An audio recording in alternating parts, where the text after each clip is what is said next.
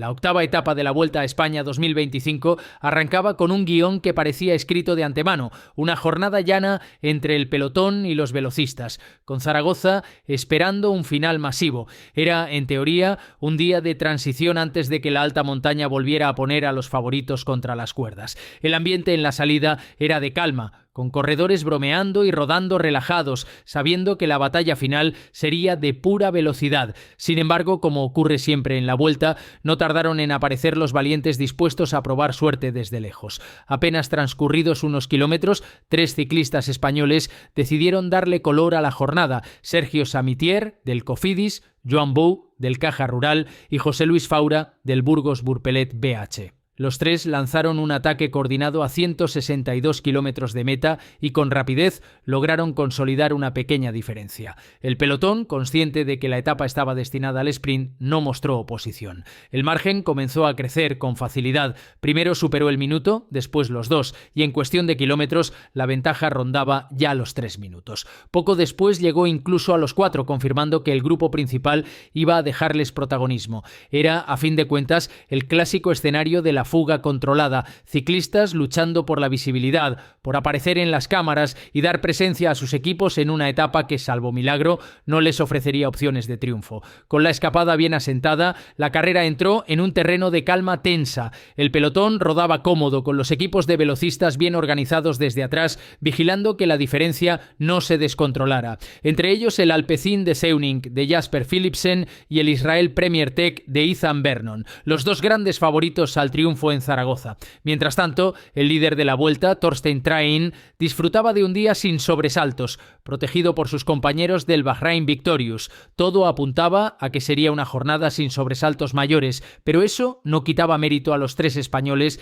que con determinación y orgullo mantenían viva la llama de la fuga. Una vez más, la Vuelta recordaba que hasta las etapas más previsibles tienen sus héroes anónimos, dispuestos a pelear por cada kilómetro. Con la fuga ya consolidada y el reloj marcando diferencias estables, la octava etapa entró en su tramo intermedio sin grandes sobresaltos. Samitier, Bou y Faura se entendían a la perfección en cabeza, conscientes de que su protagonismo sería efímero, pero con la ilusión de sumar kilómetros de gloria televisada para sus equipos. Relevos cortos, sonrisas entre ellos y un pedaleo firme mostraban que, pese a lo previsible del guión, la fuga tenía dignidad. A cada paso por los pueblos aragoneses, los aficionados salían a la carretera a aplaudir a los 3 héroes de la jornada, dando un punto de emoción a una etapa destinada al sprint. Mientras tanto, atrás, el pelotón rodaba con absoluta calma. El ritmo era bajo en comparación con otras jornadas, apenas 37 km por hora a 115 de meta, lo que evidenciaba que los equipos de velocistas controlaban sin esfuerzo.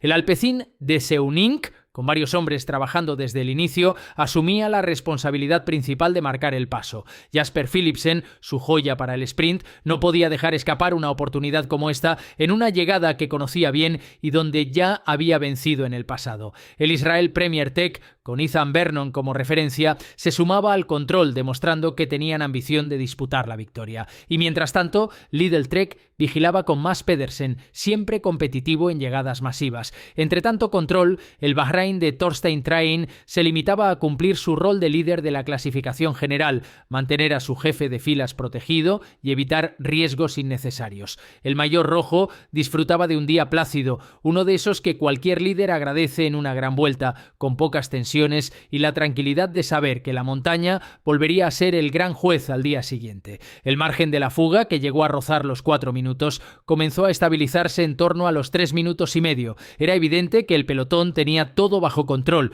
como un cazador que deja al conejo correr sabiendo que al final caerá en la trampa. Así avanzaban los kilómetros, sin cambios bruscos ni sobresaltos, en una jornada donde lo único que parecía fuera de toda duda era el final pactado, un sprint masivo en las calles de Zaragoza.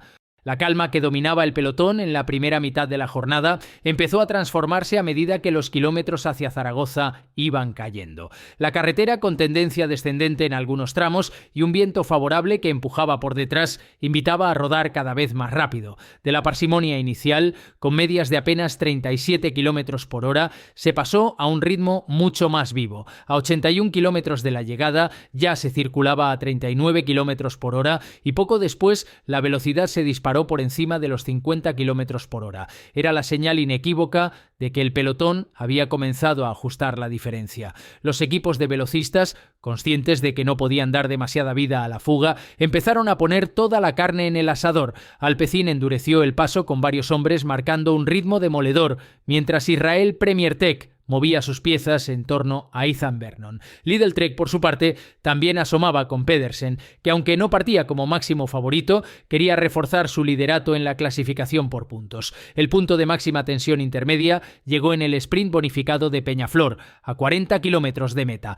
Allí, Sergio Samitier fue el más rápido de la fuga y cruzó en primera posición, demostrando que pese a la condena de ser alcanzado, aún había orgullo y combatividad en cada pedalada. Detrás de él, Joan Bou pasó segundo y Faura tercero, apurando sus últimos metros de protagonismo. Pero la noticia estuvo en el pelotón. Mads Pedersen se lanzó para rascar puntos y con su cuarto puesto consolidó todavía más su liderato en la clasificación de la regularidad. Justo tras él apareció Vernon, también pensando en la llegada final de Zaragoza, sabiendo que cada esfuerzo contaba para acumular confianza. Para entonces, la ventaja de los fugados había caído por debajo de los 2 minutos. El pelotón, ya desatado, había tomado la responsabilidad absoluta. La velocidad crecía como un torbellino y los kilómetros parecían caer en cuestión de segundos. Los 3 españoles de cabeza miraban hacia atrás y comprendían que su aventura tenía fecha de caducidad. El guión estaba escrito y solo faltaba que el gran grupo decidiera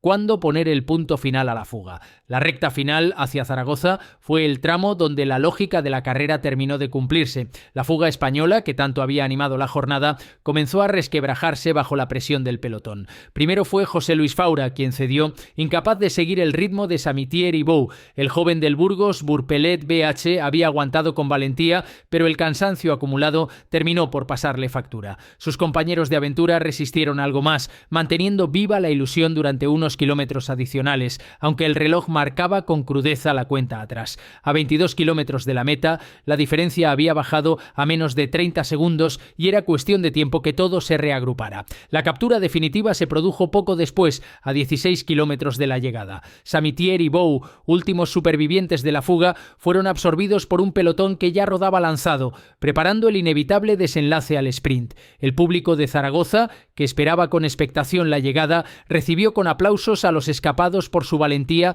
pero la atención ya estaba puesta en la batalla por la victoria. En medio de este guión previsible se produjo un hecho negativo: el abandono de Eric Fagúndez, el uruguayo del Burgos BH, a 28 kilómetros de meta. Una baja dolorosa para su equipo, que veía cómo la vuelta se le complicaba todavía más tras perder a uno de sus hombres clave. Con la fuga neutralizada y todo el pelotón compacto, los equipos de velocistas empezaron a desplegar sus trenes de lanzamiento. Alpecin tomó las riendas de la cabeza, consciente de que Jasper Philipsen no podía fallar en una llegada que le favorecía. Israel Premier Tech se colocaba también en posiciones delanteras cuidando a Vernon, mientras Lidl-Trek protegía a Mads Pedersen para intentar sorprender. A la vez, UAE y Visma aparecían en la parte frontal no para disputar el sprint, sino para proteger a Almeida y Vingegaard, evitando caídas en un tramo donde el riesgo aumenta con cada rotonda y cada curva. Zaragoza, que celebraba su 50ª ocasión como sede de la Vuelta,